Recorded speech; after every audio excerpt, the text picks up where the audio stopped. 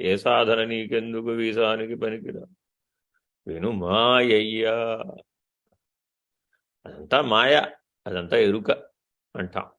ఎప్పుడు తుర్యనిష్ఠుడైన వాడికి తుర్యాతీతాన్ని బోధించడం, సూచించేటప్పుడు, అక్కడ బోధించడం ఉండదు, సూచిస్తారు అంతే. అలా మహావాక్యాలు పూర్తయితే తర్వాత చనకందార్థాలు బోధించారు. మరి బయలు దర్శనం అవలేదు, మరి ఎరుక విడవలేదు. ఎట్లా స్వామి? అవుతుందిలే అన్నారు అంతే. అవుతుందిలే అంటే అవుతుంది అంతే అన్నారుగా స్వామి. అంతే, వెళుతూ ఉన్నారంతే. వెళుతూ వెళుతూ వెళుతూ ఉంటే అయిపోయింది అంతే. రోడ్డు మీద బండి తోలుతూ ఉన్నారంతే. శరీరం కర్మానుసారం ఏం చేస్తుందయ్యా అంటే బండి తోలుతోంది, ఉద్యోగానికి వెళ్ళడానికి తోలుతోంది అంతే. అయిపోయింది అంతే. అనంత విశ్వం లేకుండా పోయింది రెప్పపాటలు.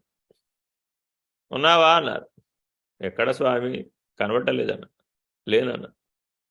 లేనంటే అలా ఉండన్నారు అంతే. అంతే, అదే బయలవడం అంటే. లేకనే పోయిందంతే. ఎంతసేపు అండి అంటే రెప్పపాటే, అయిపోయింది అంతే. ఇలా బ్రహ్మజ్ఞానం అంటే దుర్లభం, చాలా కష్టపడాలి, చాలా చాలా కష్టపడాలి, అనేక జన్మల పాటు దానికోసం శ్రమ చేయాలి అనేటటువంటి లక్షణం కూడా అక్కడ కనబడుతుంది. కానీ అది త్రుటి కాలంలో అయ్యేదయ్యైతే అంత ఆరక్షణమే అనేది కూడా అంతే సత్యం. అయితే నిజ గురువు, నిజ బోధ, నిజ దర్శనం, నిజ శిష్యుడు అయి ఉండాలి. అప్పుడు అది సాధ్యం.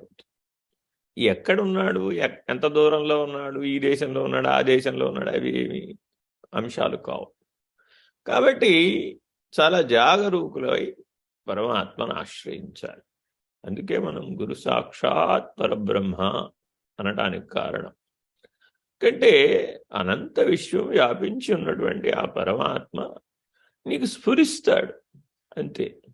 ఆ స్ఫురణను ఆశ్రయించాలి, ఆ స్ఫూర్తిని ఆశ్రయించాలి.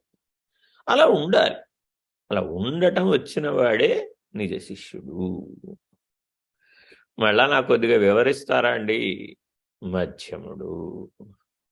కొద్దిగా కింద నుంచి పైదాకా మళ్ళా చెప్తారండి కనిష్ఠుడు. ఇలా జాగ్రత్తగా మనల్ని మనం ఉద్ధరించుకోవాలి. ఉద్ధరేదాత్మనాత్మానం ఆత్మానమవసాదయే ఆత్మైవ హ్యాత్మనో బంధు ఆత్మైవ రిపురాత్మనః.